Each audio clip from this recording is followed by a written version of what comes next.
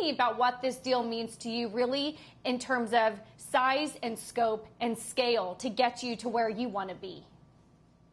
Thanks for having me, Taylor. It's great to be here. Sunrun's mission is to create a planet run by the sun. We want to bring clean, affordable, more reliable power to consumers all over the country.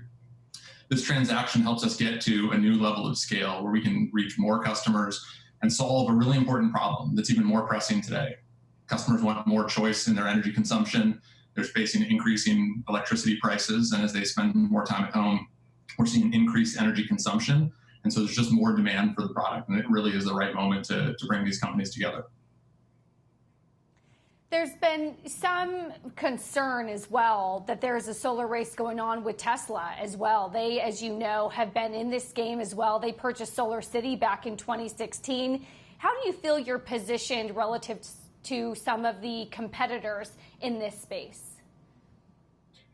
Yeah, we're really excited about where this transaction sets us up to reach a new level of scale.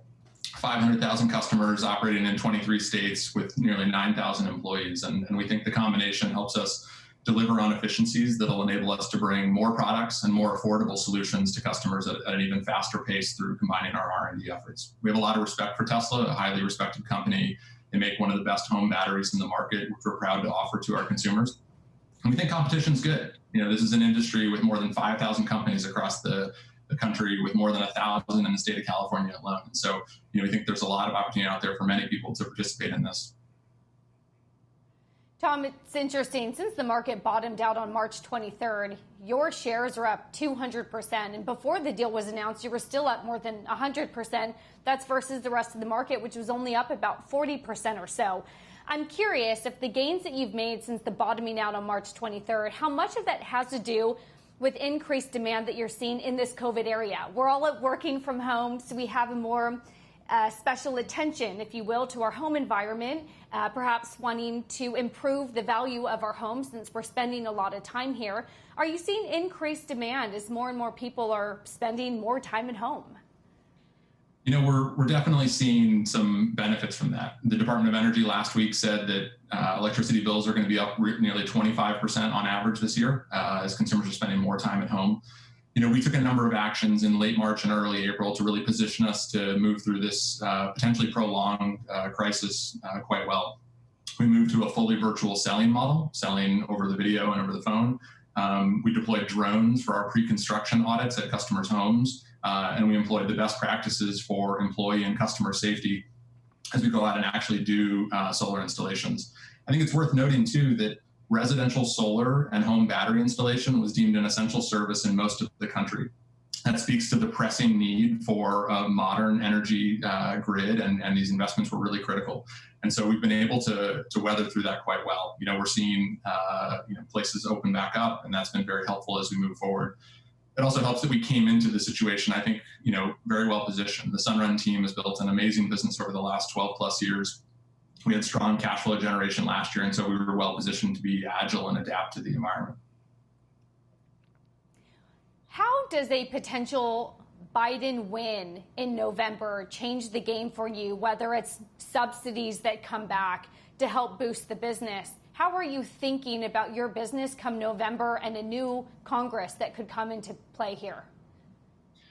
The great thing about this is the need to bring a modern energy infrastructure and more affordable, clean energy to consumers is a thing that both sides of the aisle are really excited about. There have been proposals floated from both parties around extending tax credits and the like, and we welcome some of those extensions.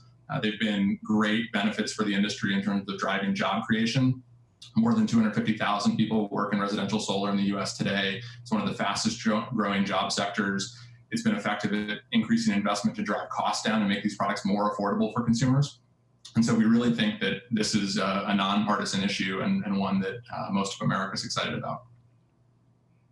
And Tom, if the acquisition goes through, you will have significant market share within the residential space.